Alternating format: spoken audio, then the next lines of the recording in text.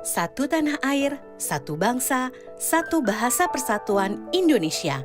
Itulah inti Sumpah Pemuda yang menyatukan bangsa. Jadilah para pemuda ini yang lebih eksklusif gitu dalam segi pemikiran. Betul.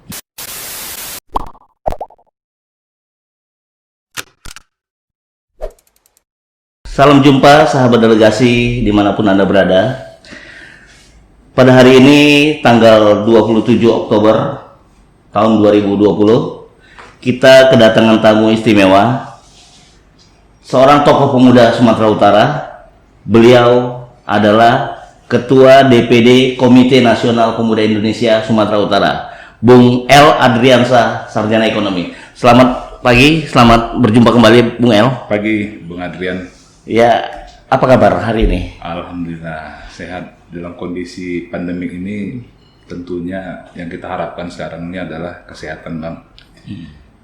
Ya mudah-mudahan lah dalam kondisi yang sulit ini kita masih dalam posisi bertahan.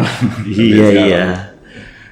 Jadi hari ini Bung L adalah tamu istimewa daripada delegasi podcast, yang mana kita sedang membangun satu komitmen untuk melaksanakan kegiatan yang bersifat kreativitas anak muda. Jadi Bung L adalah salah satu tokoh pemuda Sumatera Utara yang saat ini menjabat Ketua KNPI. Apa yang sekarang sedang dilakukan oleh KNPI Sumatera Utara dalam membangun aktivitas anak muda di Sumatera Utara ini? Jadi pasca bulan 1 kemarin kita pelantikan DPD KNPI Sumatera Utara, Bang. Memang dalam beberapa waktu ini nggak banyak yang kita buat. Ya. Pasca kemarin itu di bulan 2 sudah ditemukan pandemi COVID pada saat itu di Wuhan. Mulai bulan 3-nya masuk ke Indonesia, kita melakukan kemarin itu kan lockdown ada 3 bulan ya, Bang, nggak salah. Kan? PSBB. Tentunya kegiatan organisasi ini sampai kita di bulan Agustus itu hampir vakum lah kita bilang. Tapi walaupun begitu, cuma hanya kegiatan konsolidasi, sosialisasi aja yang mungkin agak terbengkalai karena mengingat kita tidak bisa melakukan kegiatan pelantikan, musyawarah kan begitu, karena memang kegiatan-kegiatan ini kegiatan-kegiatan yang artinya melibatkan atau mendatangkan banyak orang. Betul. Dalam pasca ini normal ini tentu kita dalam kondisi beradaptasi kemarin. Betul. Hari ini baru 2 bulan belakangan inilah kita baru mulai menjalankan lagi kegiatan-kegiatan organisasi, termasuk konsolidasi sosialisasi ke kabupaten kota, dengan menerapkan protokol-protokol kesehatan yang ditentukan oleh pemerintah saat ini. Namun begitupun sebetulnya ada juga beberapa kegiatan yang sudah kita lakukan, yaitu dengan memberikan bantuan sembako kemarin, gitu kan, kepada orang-orang yang kurang mampu. Kemudian pembagian masker yang insya Allah mudah-mudahan sampai hari ini tetap kita lakukan. Mungkin yang ketiga, peran kita selaku pemuda dalam kondisi situasi saat ini, tentu yang kita harapkan, yang artinya di kesempatan ini juga ingin saya sampaikan kepada rekan-rekan, marilah kita bersama-sama untuk kembali membentuk suatu kesadaran dan kepedulian. Karena masalah COVID ini bukan hanya pemerintah yang mampu mengatasinya, tetapi juga perlu dukungan dari semua elemen, khususnya pemuda, yang di mana hari ini saya lihat 60% angka COVID ini datangnya dari orang-orang yang berusia dari umur 20 sampai ke 40 tahun.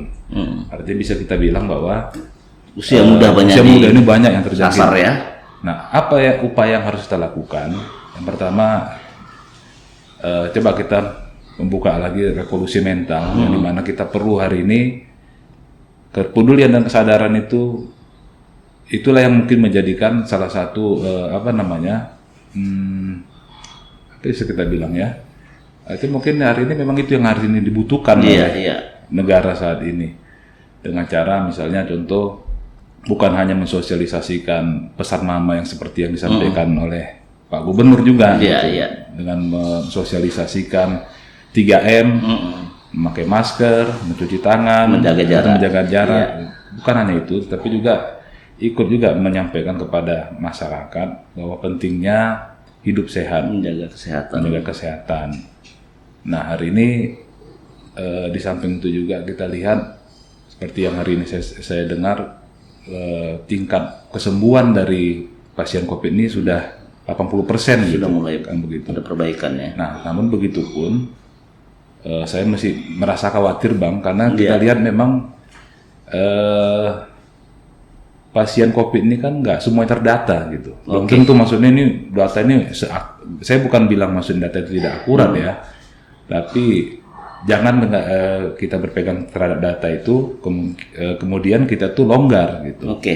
Kita mengabaikan lagi protokol kesehatan yang sudah diterapkan dan sudah mulai lagi terbiasa tidak memakai masker. Kan?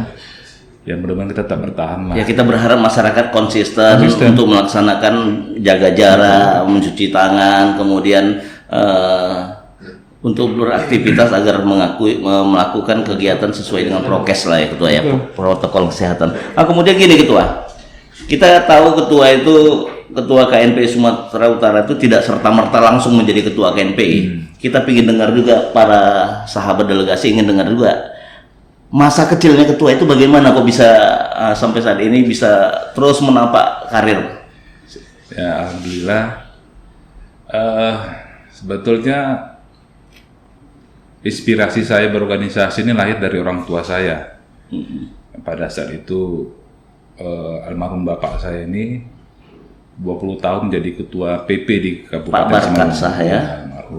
Almarhum. Di situ saya lihat bahwa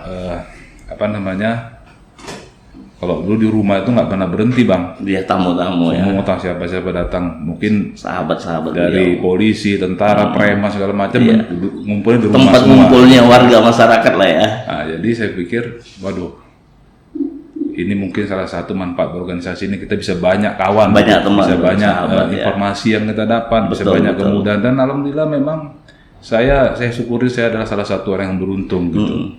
Saya dapat, maksudnya saya besar di dalam suatu organisasi yang besar, saya belajar di situ, gitu. Dan itu banyak juga orang-orang yang maksudnya yang membantu gitu Bang. Jadi untuk saya mendapatkan KNPI Medan ini tentunya bukan hal yang sulit, karena memang inilah dalam ruang lingkup bergaul saya, gitu. Karena banyak sahabat, banyak temannya. Jadi memang akses untuk ke sini ini nggak sulit gitu. Artinya silaturahmi semua. Iya. Betul. Karena kita itu dibesarkan dalam lingkungan organisasi, jadi memang nggak canggung gitu. Dulu masa kecilnya di mana, Ketua? Saya dulu dari lahir di mana? Saya lahir di Medan. Habis itu saya kemudian hijrah ke Siantar. Jadi Siantar Men juga lah Ketua ya. Jadi dari TK saya sampai SMA saya di Siantar, sampai SMA 4 saya di sana. Ya alhamdulillah, maksudnya ya artinya memang nggak ada lah hambatan selama hidup ini, banyak aja kemudahan itu, mungkin karena pergaulan. Karena banyak sahabat ya, teman pergaulan diciptakan, dibangun ya. Kemudian pengalaman-pengalaman apa yang Ketua alami sehingga Ketua bisa membangun komunikasi yang baik dengan banyak orang, karena tidak gampang mencari, apalagi menjadi ketua KNPI, di sana banyak kepentingan. Nah, bangunan kepentingan tadi yang bisa disinergikan dengan kelompok-kelompok organisasi kepemudaan. Bukan gampang pula ngurus pemuda ini, rekan-rekan sekalian, sahabat delegasi sekalian. Jadi ada gaya tersendiri yang bisa dilakukan oleh Bung El, mungkin bisa diceritakan. Jadi seperti saya bilang tadi kan, saya ini banyak berorganisasi ini belajar dari orang tua saya, khususnya pada almarhum. Kalau almarhum tuh bilang dulu, kan almarhum ini sekolahnya nggak tinggi-tinggi kali, bahasa preman aja nih Bang. Iya. Jadi kalau kamu mau hidup, dualin aja yang kau pegang. Yang pertama gaya kau, yang kedua nada kau. Gitu. Jadi kalau gaya kita bagus, nada kita pun santun, pasti kita diterima sama semua orang. Iya. Terus kemudian modal kita cuma jujur aja Bang. Gitu ya. Jujur dan ikhlas saja.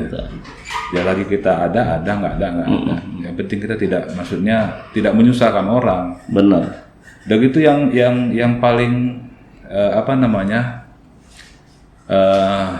artinya yang perlu dijaga sampai hari ini Bang itu. Melestarikan, merawat hubungan ini juga bukan hal-hal yang maksudnya sederhana gitu. Tentu banyak juga pengorbanannya. Kadang-kadang ya korban waktu, tenaga pikiran itu pasti gitu Bang kan. Tapi apa yang bisa kita buat? Kalau cuma nanya katanya, bahkan kadang-kadang kawan-kawan itu pingin juga kadang-kadang curhat dia kan begitu. Cuma itu yang bisa kita buat gitu. Selagi masih bisa kita bantu, kenapa kita bisa bantu gitu? Benar. Kan gitu. Apalagi dalam kondisi sekarang sulit gini kan? Iya. Sulit semua, banyak yang nggak kerja, usaha tutup gitu. Dia bilang, maksud saya disampaikan saya sampaikan sama Abang kan, bahwa memang hari ini dua hal yang kita harapkan dari sahabat kita. Yang pertama itu doa ya. Yang kedua itu dukungan. Betul. Dukungan apa yang perlu hari ini kepada kawan-kawan kita, mungkin yang terpapar COVID, kita berikan semangat dan doa gitu. Untuk yang maksudnya usahanya lagi lesu, mungkin kita bisa kasih semangat juga, spirit, saling membantu, saling gitu. Itu yang perlu kita ciptakan hari ini gitu. Dan cobalah kita beri pikiran kita, jangan lagi saling menggergaji orang, jangan saling mencaci orang, saling mendukung aja, saling menceritakan yang kebaikan. Paling support lah ya, supporting kepada sahabat ya, itu yang dilakukan. Kemudian aktivitas saat ini apa yang dilakukan dalam berbagai kegiatan keseharian ketua lah? Alhamdulillah ini pasca pandemi ini memang banyak sekali kayaknya hal-hal positif, walaupun ada banyak negatifnya nih. Iya. Kan kita lihat sekarang ini banyak, ada pun uang kita nggak bisa keluar. Biasanya cuma di sini-sini aja gitu. Jadi memang hal yang saya lakukan adalah bagaimana caranya bisa memanfaatkan waktu ini dengan menjalankan kegiatan-kegiatan yang bermanfaat. Iya. Kegiatan-kegiatan positif. Contohnya hari ini saya menyambung lagi S2 kan begitu kan. Kalau dulu kan nggak sempat lagi Bang. Iya. Karena pasca 2005 itu saya udah nggak kuliah lagi S1 kan. Iya. Sekarang 2020 berarti 15 tahun saya lanjut lagi karena kita lihat Sabtu Minggu ini nggak banyak lagi kegiatan. Dulu kan ada yang nikah, ada yang pelantikan, musyawarah, nggak sempat lagi Bang. Udah Jumat, Sabtu, Minggu itu udah nggak bisa lagi. Waktu keluarga itu hari Senin, Selasa, Rabu jadinya terbalik. Iya. Kan begitu. Artinya memang ya ada positif, ada negatifnya. Hari ini memang banyak kelonggaran. Waktu. Ya bagaimana kita bisa mengisinya dengan aktivitas belajar lagi, olahraga kan. Kuliah lagi sekarang. Bang. Di S2 di mana ketua? Di USU. Ambil jurusan Master Ilmu Politik. Ilmu Politik. Oh, berarti ke depan ada harapan Ketua L ini akan hadir di kancah politik sepertinya mungkin. Mudah-mudahan lah. Iya. Kan banget. Minimal kita bisa memberikan suatu masukan atau pencerahan kepada masyarakat. Betul. Karena itu yang diperlukan hari ini. Jadi besok itu tepatnya tanggal 28 Oktober, Hari Sumpah Pemuda. Apa makna Sumpah Pemuda menurut Ketua L dalam kondisi saat ini? Makna Sumpah Pemuda itu memang adalah suatu semangat pada hari itu, yang dimana memang perjuangan para pemuda di Indonesia ini sangatlah luar biasa. Iya. Yang dimana hari ini kita sebagai kita ini adalah generasi penerus ini harus selalu menjaga apa yang dulu yang diinginkan oleh para pencetus founder pendiri bangsa ini. Dalam konteks Sumpah Pemuda itu bertanah air satu, berbangsa satu, berbahasa satu. Ini kan menjadikan suatu suatu nikmat yang harus kita syukurin. Perekat jadi ya. Perekat. Artinya memang tugas kita adalah hari ini selaku generasi penerus bangsa ini harus menjaga tetap keutuhan, kesatuan dan persatuan yang ada di Indonesia. Itu komitmen ya. Itu harus menjadi setiap pemuda ya. Dan inilah yang kita syukuri Bang. Kita lihat bahwa Indonesia ini begitu banyak aneka ragam suku, adat, bahasa. Kita bisa disatukan dengan bahasa yang satu. Iya. Inilah yang menjadikan suatu semangat yang nggak boleh hilang. Iya. Baik dari hari ini, dulu apapun yang akan datang gitu. Ini akan menjadikan salah satu yang harus tetap kita jaga gitu. Ya, jadi kalau masa lalu itu semangat kebangsaannya, semangat naluri ke Indonesiaannya sangat kuat dan sangat kental. Di tahun-tahun terakhir ini kan terjadi gesekan-gesekan. Apa harapan ketua terhadap gaya dan pola anak-anak muda sekarang dalam rangka membangun komitmen kekuatan terhadap bangsa tadi? Yang pertama itu hari ini itu tadi saya bilang, kita harus sama-sama mengupgrade lagi kemampuan dalam kepedulian kita dan kesadaran kita. Jangan artinya serta-merta kita itu langsung maksudnya langsung mencerna informasi-informasi yang mungkin tidak akurat. Iya. Gitu. Kita lihat harus jangan jadi penyebar hoax lah ya. Jangan jadi penyebar hoax. Harapan kita kan menjadilah para pemuda ini yang lebih eksklusif gitu dalam segi pemikiran. Betul. Jangan gampang hari ini kan begitu. Dengan adanya era digital ini semua bebas mengekspresikan, benar, menyampaikan apa yang disampaikan dia gitu tanpa batasan. Iya. Nah, di sini dituntutlah artinya pertimbangan kemampuan kita dalam kita bilang ya. Artinya mencermati masalah-masalah ini gitu. Jangan sampai kita terprovokasi ataupun kita bergerak dalam situasi yang salah. Iya. Nah, disitulah perlunya kemampuan gitu. Kalau memang seandainya kita tidak bisa menganalisa itu, mungkin kita bisa bertanya dulu kepada orang yang mungkin expert di bidang itu. Iya. Gitu. Ya, artinya kita lihat memang pasca bentrokan kemarin, ini kalau saya lihat juga banyak juga orang-orang yang ikut juga nggak tahu apa yang diperjuangkan dia. Gitu. Nah, saya berharap para pemuda ini untuk mengambil informasi ini. Iya. Jangan gampang ini gitu, jangan gampang terprovokasi lah intinya, kan gitu. Kemudian kalau kita lihat tadi sudah cerita pengalaman, kemudian harapan-harapan terhadap pemuda. Ketua sudah berkeluarga ya? Alhamdulillah, Bang. Alhamdulillah. Sudah punya momongan? 2, ini walaupun terlambat Bang, nikahnya umur 36 tahun.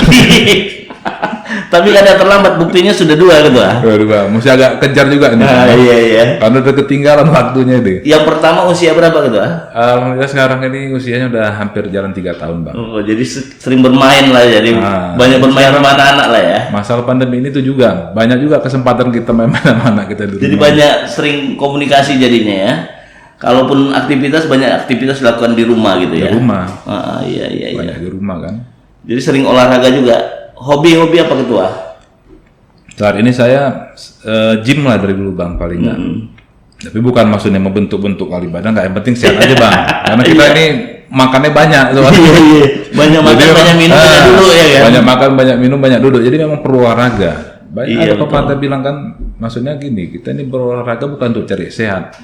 Pada saat sehatlah kita harus berolahraga. Kalau udah sakit kita nggak bisa berolahraga.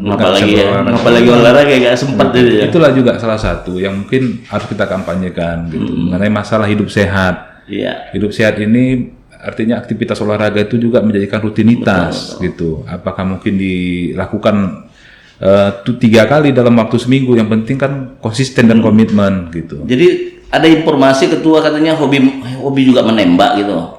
Dulu. Oh dulu. Sekarang udah nggak. Ya tapi kan hobi itu kan harus, artinya mungkin karena situasi saat ini pandemi atau apa, aktivitas itu nggak diikuti lagi ya. Ya, salah satu itulah Bang. Salah satu ininya kan memang COVID ini memang membuat kita susah mau melakukan apa-apa gitu. Ditambah lagi kita ada anak kecil gitu kan di rumah kan. Iya. Anak saya yang kedua juga umurnya baru nggak sampai 1 bulan sekarang. Oh baru ya, selamat lah ya Ketua ya, baru punya yang kedua lagi. Itu membuat jadi pergerakan itu kunci juga kemana-mana kan, karena rentan anak-anak umur balita ini kan. Iya. Rentan penyakit. Jadi memang aktivitas pertemuan dengan kawan-kawan juga harus saya batasin gitu. Iya. Udah gitu perginya saya kemana-mana juga harus dibatasin gitu. Kita kan nggak tahu juga. Betul. Pengertian, karena memang hari ini kalau kita terpapar itu belum ada satupun obat yang bisa dianggap itu sebagai obatnya COVID. Iya. belum tentu juga vaksin ini nanti datang ini bisa juga menyembuhkan kita dari COVID. Kan nggak ada. Jadi upayanya adalah menjaga gitu. Menjaga ya. Oke, ketua sebagai ketua KNPI Sumatera Utara, pasti banyak dinamika yang berkembang dalam rangka mengikuti pola perilaku pimpinan-pimpinan atau organisasi-organisasi yang ada di Medan. Dan kita lihat 3 tahun terakhir ini ke belakang ini kayaknya Sumatera Utara khususnya Kota Medan agak adem ketua. Atau ada trik atau gaya ketua dalam rangka menciptakan suasana tadi ketua? Ya, kalau saya bilang gimana ya bang? Itu tadi saya bilang, kalau kita tuh menyampaikan itu yang benar, menyampaikan itu jujur, nggak ada maksudnya niat apa-apa. Mudah-mudahan selesainya juga pasti akan nggak ada masalah yang nggak selesai. Betul. Kan begitu. Semua itu di meja perundingan. Iya, karena kan selama ini Medan ini kan identik dengan kota preman katanya. Tapi 3 tahun terakhir ini agak adem. Artinya mungkin ya, karena ada trik yang bisa dilakoni. Koordinasi dengan antara ketua-ketua OKP ini hari ini sudah jauh lebih lebih matang lah. Lebih matang, lebih dewasa. Karena dengan pertikaian OKP ini pun juga kan nggak menguntungkan gitu sebetulnya, malah merugikan gitu. Betul. Artinya image masyarakat terhadap OKP ini juga buruk, kan begitu. Artinya ini kan semuanya akan berdampak gitu, bukan hanya kepada OKP-nya itu sendiri, tapi juga berdampak juga ke KNPI-nya, ke OKP juga yang nggak bersalah. Gitu. Iya. Ya memang kita lihat memang situasi yang sering terjadi itu karena ada perebutan yang di lapangan. Kadang-kadang anggota-anggotanya nggak tahu juga miskomunikasi di bawah ya. Biasalah kan bang kan. Iya. Kadang-kadang sulit cari makar ini kan. Ya begitulah bang, artinya ya kita tetap harus menjadi mediasi. Artinya ada kemampuan kepiawaian ketua bisa menciptakan suasana kondusif di Kota Medan, itu yang kita lihat. Ya itu salah satu juga bentuk komitmen kita, di mana ya memang peran kita ini juga harus sama-sama ikut mengkondusifkan Kota Medan ini. Iya. Kalau seandainya Medan ini tidak bisa kondusif, maka banyak juga hal buruk yang akan kita hadapi, gitu. Termasuk investasi juga kan begitu kan. Udah gitu macam lah, banyak lah hal-hal yang maksudnya mungkin akan mengurangi manfaat kita untuk lah. Perkembangan Kota Medan ya. Makanya itu harus menjadi tetap komitmen kita. Ya semaksimal mungkin kalau memang ada gejolak ataupun apa, cobalah kita tampil gitu. Bagaimana kita bisa menjadi mediasi yang baik gitu. Benar. Itulah salah satunya bang. Iya. Oke sahabat delegasi sekalian, perlu diketahui bahwa 9 Desember yang akan datang, Sumatera Utara khususnya akan menggelar 23 pilkada serentak. Program ataupun keinginan daripada kaum muda khususnya KNPI dalam sebagai wadah berhimpun para pemuda di Sumatera Utara, apa keinginan-keinginan yang perlu disampaikan kepada masyarakat khususnya kaum muda dalam rangka mensukseskan pilkada serentak ini menurut Ketua KNPI Sumatera Utara? Ya. Kalau menurut saya yang pertama, salah satu ini adalah menjadikan satu tanggung jawab kita juga bersama selaku kaum pemuda. Artinya harus kita harus menggunakan hak suara kita dengan baik gitu kan. Itu adalah salah satu bentuk kepedulian kita terhadap negara ini ataupun kemajuan dari daerah kita. Nah di sini kita lihat Amerika, astronotnya aja pun sebelum terbang dia sudah ikut pilkada dulu bang. Iya. Kan begitu. Begitulah rasa kesadaran mereka itu yang sudah tinggi gitu. Ya artinya ini juga yang perlu dilakukan oleh kaum milenial ini. Kalau kita memang mau merubah merubah daerah kita, cobalah gitu. Jangan sampai kita itu jadi abstain di sini ataupun jadi golongan golput lah ya. Tentukan sikap gitu.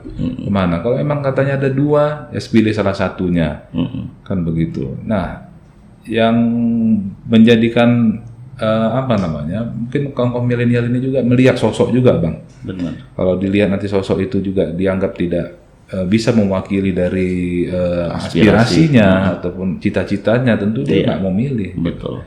Nah di situ tuntut juga memang para calon-calon yang ikut di dalam kontes pilkada ini untuk bisa lebih masuk ke dalam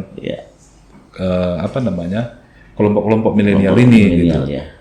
Dan saya dengan kondisi hari ini memang KPU ini juga harus berpikiran out of box lah, keluar dari kotaknya. Kita lihat sekarang ini, maksudnya di era digital ini begitu banyak, maksudnya hal-hal yang bisa memudahkan kita dalam melaksanakan pemilihan gitu. Kalau hari ini memang menjadi apa namanya, jadi masalah bahwa kita itu ikut datang ke TPS takut terkontaminasi COVID, harusnya kan udah bisa dirubah gitu gayanya, dengan sistem atau dengan perangkat digital, dengan lebih modern kan begitu. Tinggal bagaimana caranya untuk menaikkan menaikkan peserta untuk ikut di dalam pencoblosan. Iya. Itu kan, ini kan perlu suatu kehadiran calon pemilih inilah tuh hadir pada waktu hari pencoblosan ya ke TPS. Jadi untuk menaikkan gairah dari para, kayaknya KNPI perlu mengkampanyekan itu, Ketua. Perlu. Cuma kan gini Bang, masyarakat ini kan hari ini tidak juga mau yang monoton gitu. Kan harus ada suatu pembaruan. Ya bisa aja pilkada itu dibuat macam kontes kayak gitu. Iya. Hari ini kan semua orang bisa buat channel TV. Benar. Kenapa nggak KPU buat channel KPU gitu? Misalnya kontes pilkada Kota Medan. Benar. Kenapa nggak dikasih kesempatan kepada pasangan calon ini untuk menyampaikan program dan visi misinya, sehingga masyarakat itu tahu gitu. Apa sih visi dan misinya ke depan gitu. Apa sih komitmen dia dalam membangun Kota Medan ke depan ini? Apalagi aturan KPU untuk di masa pandemi ini sangat membatasi ya. Iya. Pertemuan aja hanya dibatasi 50 orang maksimal. Kenapa nggak dibuat suatu proses dengan teknologi yang inilah yang sudah mulai rame kan? Mungkin ke depan ini orang tidak perlu lagi nyoblos, mungkin dengan memasukkan nomor nik KTP-nya dia bisa langsung memberikan suaranya gitu melalui digital gitu kan. Betul. Nah, ini kan harus mengikuti perkembangan gitu. Perkembangan mungkin bisa juga dibuat kontes macam kontes KDI kayak begitu kan. Yang pasangan calonnya bisa nyanyi, ya nyanyi dia di situ kan. Ya. Kalau dia ceritanya hanya program-program, ceritalah dia di situ gitu. Betul. Kemudian bagaimana tanggapan ketua yang dulu pernah menjadi ketua KNP di Medan, yang saat ini juga Kota Medan akan menggelar pilkada? Harapan ketua ke depannya bagaimana? Ya, harapan saya dengan adanya mudah-mudahan dengan tahun depan ini sudah ada wali kota baru, tentunya yang saya harapkan Medan ini bisa lebih bersih lagi. Kemudian lebih tertib kan begitu, karena memang banyak permasalahan di Kota Medan ini yang belum selesai sampai hari ini. Benar. Sebetulnya bukan nggak bisa selesai, saya nggak tahu ya apa masalahnya gitu kan. Apakah mungkin dipelihara atau memang hanya ini kan ada yang dipelihara juga gitu. Jadi memang hal yang kayak begini nih yang membuat kemunduran ini jangan lagi lah gitu. Kita yang tinggal di sini kan juga pingin juga perubahan. Dari zaman ke zaman tuh nggak ada satupun mercusuar yang menjadikan sejarah gitu. Yang ditinggalkan oleh pemimpin sebelumnya gitu. Apalagi Medan ini sudah mencetak hat-trick juga kan, wali kota yang paling banyak gol di ini. Jadi di Gedung Merah Putih. Yang pertama saya berharap jangan sampai lagi ada yang gol. Jangan terulang lagi gitu ya, kita berharap demikian. Dengan kondisi seperti itu, ini akan membuat suatu kemunduran juga untuk pembangunan Kota Medan. Karena banyak hal yang perlu kita selesaikan, bukan hanya masalah sampah, ada juga masalah banjir gitu kan, masalah kemiskinan, pengangguran, sangat banyak masalah. Banyak jadi kalau diselesaikan ini akan terus menimbun gitu. Masalah sampah bukan solusi membuat alokasi lagi pembuangan sampah gitu. Dengan adanya pembuangan sampah baru akan menurunkan investasi masyarakat di situ, karena ada polusi, ada segala macam gitu. Kenapa nggak didaur ulang, dimanfaatkan secara maksimal kan begitu? Pembangkit listrik sampah dibuat ya. Bisa aja Bang, di luar bisa kok, kenapa di sini enggak? Kan gitu, nggak ada yang nggak bisa. Kalau nggak, artinya memang harus ada kemauan lah, ada kepedulian. Perlu pemimpin yang visioner lah ke depannya untuk membangun Medan. Artinya itu tadi peduli dia. Gitu. Kalau dia hanya peduli sama dirinya sendiri susah. Benar. Ini yang susah lah, yang hari ini memang itulah yang harapan kita nih ke depan ini. Ditambah lagi mungkin bagaimana nanti wali kota Medan ini mampu memaksimalkan PAD gitu. kan begitu. Karena kan kita lihat memang banyak kali colongan-colongan nih Bang. Iya. Coba dimaksimalkan gitu. Ini kan PAD ini kan menjadikan sumber juga untuk belanja kita. Betul. APBD kan begitu. Ya, artinya dengan kota yang besar ini, walaupun poya-poya dia ya memang untuk kebutuhan dia sendiri kan nggak ada masalah sebetulnya. Yang Untuk penting kebutuhan kan, kotanya, warganya ya. Artinya ke depannya kita bisa nggak melihat lagi ada tiang-tiang listrik yang maksudnya satu titik itu bisa 4 ada di situ. Iya. Ada kabel-kabel listrik di situ. Berarti penataan ya. Iya, memang harus kembali. Sehingga kita maksudnya tidak jauh ketinggalan dengan daerah-daerah lain. Daerah lain ya. Nah, daerah lain sudah mulai membenahi dirinya dengan artinya keindahannya kan gitu Bang kan. Udah gitu drainasenya macam lah gitu. Sampahnya juga udah mulai teratasi gitu. Nah, inilah menjadikan harapan saya kepada pasangan calon wali kota yang ke depan ini jangan lagi main-main lah gitu. Harus benar-benar serius lah, konsisten lah ya untuk membangun Medan. Karena untuk kita juga yang tinggal di sini, bukan hanya kita yang hari ini, tapi untuk anak cucu kita ke depan. Kan begitu. Pembenahan limbah-limbah juga kan begitu. Nah, inilah yang menjadikan perhatian lah saya rasa, harapan saya. Iya. Oke, coba mungkin closing statement untuk ketua dalam hal bagaimana Medan ke depan, dan kita berharap Medan akan lebih baik lagi. Sebagai warga Medan, apa harapannya yang bisa disampaikan kepada sahabat delegasi dan ajakan untuk menghadirkan pemilu yang lebih profesional dan lebih kredibel lagi, ketua? Yang pertama, jangan sampai kita itu tidak memakai hak suara kita, karena untuk mewujudkan Medan ini yang maksudnya lebih baik, perlu kehadiran kita bersama. Ya, mudah-mudahan dengan kebersamaan ini kita bisa sama-sama maksudnya mencapai cita-cita yang kita inginkan. Dan kemudian yang terakhir mungkin saya ingin sampaikan kepada sahabat-sahabat delegasi agar kita tetap semangat. Dan kondisi COVID ini memang sangat menyusahkan kita. Tapi percayalah, dengan semangat dan doa mudah-mudahan insya Allah semua akan kita atasi bersama. Terima kasih sahabat delegasi sekalian. Pada hari ini kita sudah bertemu dan sudah mendengar apa yang disampaikan seorang anak muda, seorang milenial, Ketua DPD KNPI Sumatera Utara. Kita berharap KNPI ke depan akan lebih baik lagi di bawah kepemimpinan Bung El Adriansah. Semoga lebih jaya lagi dan bisa membantu pembangunan Sumatera Utara. Terima kasih. Assalamualaikum warahmatullahi wabarakatuh.